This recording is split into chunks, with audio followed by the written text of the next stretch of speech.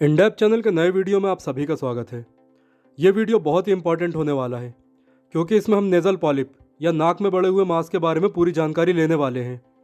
Sinus के साथ साथ कानों और गले की समस्या का सामना कर रहे लोगों के लिए नेज़ल पॉलिप की जानकारी लेना बहुत ज़रूरी है, क्योंकि कान और गले की आधी बीमारियों का रास्ता नाक से ही होकर जाता है। इसलिए इस वीडियो को सेक्शंस में बनाया गया है, साथ ही डिस्क्रिप्टिव भी बनाया गया है ताकि सभी लोग इसमें दी गई जानकारी को पूरी तरह समझ सकें। लेकिन इससे पहले यदि अभी तक भी आपने इंडेप्थ चैनल को सब्सक्राइब नहीं किया है तो कर लीजिए, साथ ही बेल आइकन भी प्रेस कर दीजिए ताकि समय समय पर आपको वीडियोस के नोटिफिकेशन मिलते रहें। इस सेक्शन में हम जानेंगे कि नेज़ल पॉलिप क्या होता है।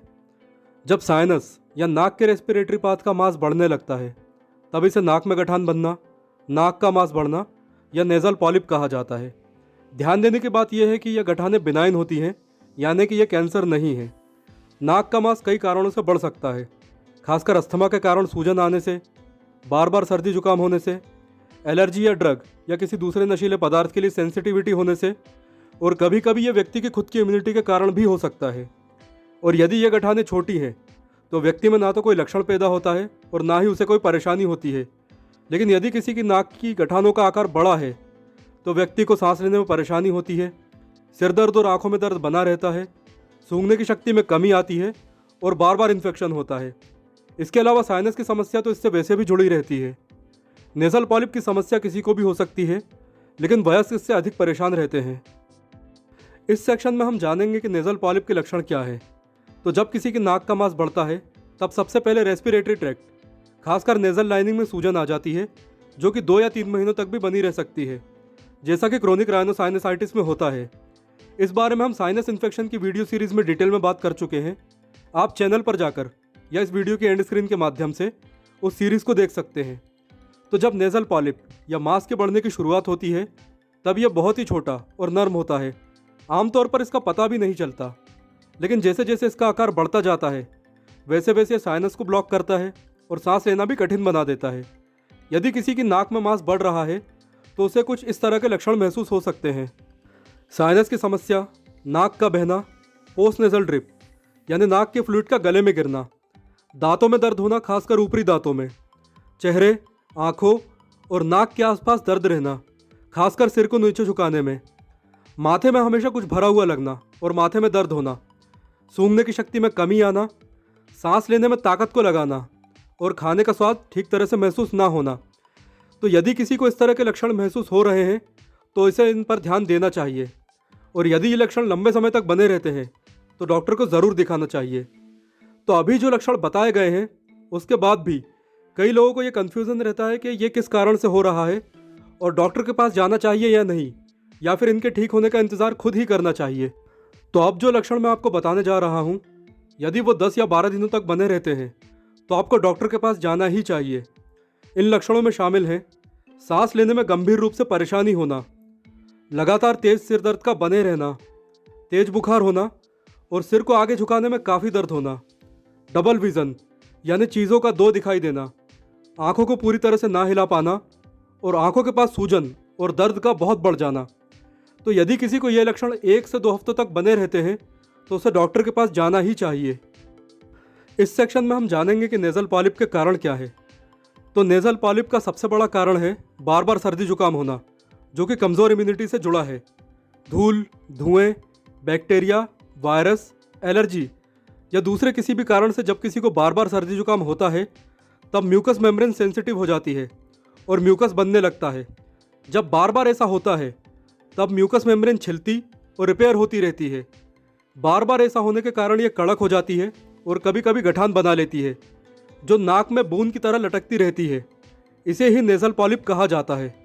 दूसरा कारण एलर्जी फंगल साइनसाइटिस है। इसमें हवा में उड़ने वाले फंगस से एलर्जी होती है, जो कि साइनस की समस्या पैदा करते हैं।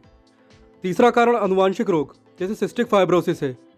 केवल नाक की बात की जाए तो सिस्टिक फाइब्रोसिस में नाक में से बहुत ही गाढ़ा और चिपचिपा द्रव निकलता रहता है, जिससे पॉलिप बनने की संभावना बढ़ जाती है।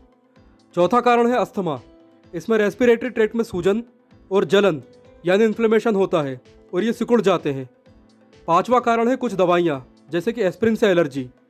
तो ये ऐसे कुछ कारण हैं जिससे कि नाक में गठानें बन सकती हैं। इस सेक्शन में हम जानेंगे कि नेज़ल पॉलिप के कारण कौन कौन से कॉम्प्लिकेशंस हो सकते हैं। नाक में जब मांस बढ़ता है तो ये सबसे पहले रेस्पिरेटरी ट्रैक को ब्लॉक कर देता है। इससे सांस लेना कठिन हो जाता है और नाक के लिक्विड भी ठीक तरह से बाहर नहीं आ पाते।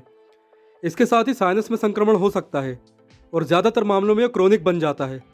इसके अलावा ऑब्स्ट्रक्टिव स्लीप एपनिया भी हो सकता है, जो कि एक सीरियस कंडीशन है। इसमें नींद के दौरान व्यक्ति की सांस बार बार रुकती रहती है और वो चौंक कर जाग जाता है और सांस लेने का प्रयास करता है। स्लीप एपनिया के वैसे कई कारण हो सकते हैं, लेकिन नेज़ल पॉलिप भी एक कारण है। स्लीप एपनिया के बारे में हम किसी और वीडियो में डिटेल में जानकारी देंगे। इस सेक्शन में हम जानेंगे कि नेज़ल पॉलिप का डायग्नोसिस किस तरह किया जाता है। तो अगर किसी को पहले बताए हुए लक्षण महसूस हो रहे हैं और वो डॉक्टर के पास जाता है, तो सबसे पहले डॉक्टर उसके लक्षणों यानी सिम्टम्स के बारे में ही पूछताछ करेगा। वो नाक चेक करेगा। इसके बाद डॉक्टर उस व्यक्ति के कुछ टेस्ट कर सकता है, जैसे कि पहला टेस्ट है नेज़ल एंडोस्कोपी। नेज़ल एंडोस्कोप एक पतली सी ट्यूब होती है। इसमें एक छोटा सा कैमरा या लेंस लगा होता है। इससे डॉक्टर नाक और साइनस को अच्छी तरह चेक कर सकता है। दूसरा टेस्ट है इमेजिंग टेस्ट। यदि पॉलिप नाक के ज़्यादा अंदर है तो सीटी स्कैन भी किया जा सकता है। इससे गठान की सही लोकेशन पता चल जाती है। साथ ही ये भी पता चल जाता है कि ट्यूमर कैंसर वाला है या कैंसर वाला नहीं है। साथ ही नाक के अंदर कितनी सूजन है, सूजन कहाँ तक फैली हुई है, और इसी तरह की कई जानकारियाँ इस टेस्ट के द्वारा मिल सकती है। तीसरा टेस्ट है एलर्जी टेस्ट। कभी कभी एलर्जी के कारण भी नाक और साइनस में परेशानी पैदा हो जाती है। इसीलिए डॉक्टर एलर्जी टेस्ट, खासकर स्किन एलर्जी टेस्ट कर सकता है। इसी में व्यक्ति का ब्लड टेस्ट भी किया जा सकता है, ताकि ये देखा जा सके कि शरीर में एंटीबॉडी है या नहीं, और यदि है तो वो कौन से एलर्जेंस यानी एलर्जी करने वाले पदार्थ के कारण बनी है। चौथा है cystic fibrosis test. Nasal polyp ज़्यादातर मामलों में वयस्कों को होने वाली समस्या है, लेकिन जब ये बच्चों में होती है तब डॉक्टर सिस्टिक फाइब्रोसिस का टेस्ट करवाने की सलाह देते हैं, क्योंकि ये एक आनुवांशिक बीमारी है। इसमें लार, पसीना और आंसू बनाने वाली ग्रंथियां भी प्रभावित होती हैं। इसमें डॉक्टर बच्चे के पसीने को टेस्ट करके ही पता कर सकता है कि कहीं उसे सिस्टिक फाइब्रोसिस तो नहीं है।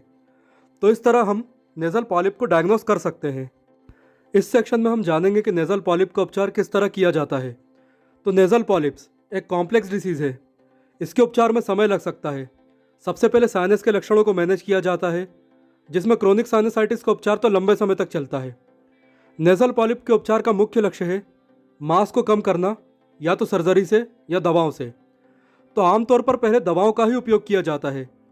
जिन दवाओं की जानकारी मैं आपको देने जा रहा हूँ वो केवल एजुकेशनल पर्पज़ के लिए है। आप डॉक्टर की सलाह के बिना इनका उपयोग बिल्कुल भी मत कीजिए। तो सबसे पहले नेज़ल कॉर्टिकोस्टेरॉइड्स दिए जाते हैं, जैसे कि साइक्लोसोनाइड, बैक्लोमिथासन, ब्यूडेसोनाइड या फ्लूटिकोसोन। ये सभी कॉर्टिकोस्टेरॉइड नाक में डालने वाले स्प्रे के रूप में उपलब्ध हैं। इनकी सहायता से नाक का बढ़ा हुआ मांस या तो कम हो जाता है, और यह सब कुछ ठीक रहा तो पूरी तरह गायब भी हो जाता है। इसके बाद यदि नेज़ल कॉर्टिकोस्टेरॉइड काम नहीं कर रहे हैं तो ओरल कॉर्टिकोस्टेरॉइड दिए जाते हैं, जैसे कि प्रेडनिसोन। हालांकि कई बार डॉक्टर नेज़ल और ओरल दोनों दवाएं एक साथ दे सकते हैं, लेकिन इन्हें बहुत ही कम समय के लिए दिया जाता है, क्योंकि स्टेरॉइड बाद में गंभीर साइड इफेक्ट पैदा कर सकते हैं। तो नाक और मुंह से ली जाने वाली दवाइयों के अलावा डॉक्टर कॉर्टिकोस्टेरॉइड के इंजेक्शन भी लगा सकते हैं। इनके अलावा साइनस की समस्या के लिए एंटीहिस्टामिन और इन्फेक्शन के लिए डॉक्टर एंटीबायोटिक दवाएं दे सकते हैं। और यदि किसी को एस्प्रिन जैसी दवा से एलर्जी है तो एस्प्रिन डिसेंसिटाइजेशन भी किया जा सकता है। और यदि दवाओं से नेज़ल पॉलिप कम नहीं हो रहे हैं तो इसके बाद सर्जरी का नंबर आता है। इसमें एंडोस्कोपिक सर्जरी की जाती है और बढ़े हुए मांस के साथ साथ जिस कारण से मांस बढ़ रहा है उसे भी उपचारित किया जाता है। इस सर्जरी में नाक में एक ट्यूब डाली जाती है जिसमें कैमरा लगा होता है। इसे नाक के अंदर तक डालकर साइनस तक ले जाते हैं और सक्शन कटर जैसी डिवाइसों से गठानों या मांस को काटकर बाहर खींच लिया जाता है। सर्जरी के बाद ज़्यादातर मरीज उसी दिन घर जा सकते हैं। और सर्जरी के बाद डॉक्टर घावों को जल्दी सुखाने के लिए भी कॉर्टिकोस्टेरॉइड स्प्रे दे सकते हैं। साथ ही आप इन्हें नमक के पानी से भी धो सकते हैं। तो इस तरह नेज़ल पॉलिप का ट्रीटमेंट किया जाता है। अंतिम सेक्शन में हम जानेंगे कि नेज़ल पॉलिप से बचाव कैसे किया जाए और क्या क्या सावधानियां रखी जाएं। तो सबसे पहले ऐसे पदार्थों के संपर्क में ना आए जिनसे सीधे नाक पर असर पड़ता है, जैसे कि धुआं, तंबाकू या सिगरेट का धुआं, केमिकल का धुआं, कचरे को जलाने से पैदा होने वाला धुआं। इसके अलावा धूल, पेड़ पौधों के पॉलन और जानवरों के डेंडर्स। इनसे बचने का सबसे अच्छा तरीका है मास्क यूज़ करें। इसके बाद जो सबसे ज़रूरी है वो है इम्यूनिटी को ठीक रखना। सही डाइट लें, एरोबिक एक्सरसाइज करें, योगा करें, इससे छोटे मोटे रोग नहीं होंगे, बार बार सर्दी जुकाम नहीं होगा और पॉलिप की समस्या से भी बचा जा सकेगा। तीसरा तरीका है घर के वातावरण को नम यानी कि मॉइस्ट बनाए रखें। आप ह्यूमिडिफायर का यूज़ कर सकते हैं, इससे हवा में नमी बनी रहती है और रेस्पिरेटरी ट्रैक में सूखापन महसूस नहीं होता। साथ ही बलगम भी आसानी से बाहर आ जाता है, जिससे कि म्यूकस मेम्ब्रेन को बार बार छिलने से बचाया जा सकता है। चौथा तरीका है नेज़ल ट्रैक्ट को संक्रमणों से मुक्त रखने के लिए नेज़ल रिंस या नेज़ल सलाइन स्प्रे का उपयोग कर सकते हैं। इसमें नाक और साइनस में जमा गंदगी और एलर्जी पैदा करने वाले पदार्थ साफ हो जाते हैं। साथ ही बलगम भी आसानी से निकल जाता है। इसके लिए आप जल नेति जैसी भारतीय आयुर्वेदिक पद्धतियों का उपयोग कर सकते हैं और इसकी जानकारी इंडेप्थ चैनल के साइनस इन्फेक्शन वीडियो की सीरीज़ में आपको आसानी से मिल जाएगी। तो दोस्तों, ये थी नेज़ल पॉलिप यानी नाक में मांस बढ़ने और उसके उपचार के बारे में वो जानकारी जो उनके लिए ज़रूरी है, जो कि इस कंडीशन से गुजर रहे हैं। यदि आप ऐसे किसी व्यक्ति को जानते हैं जो इस समस्या से पीड़ित है तो उस तक इस वीडियो को ज़रूर पहुंचाएं। साथ ही अगर ये जानकारी आपको किसी भी तरह हेल्पफुल लगी है तो चैनल को सब्सक्राइब करें। Thanks for watching this video.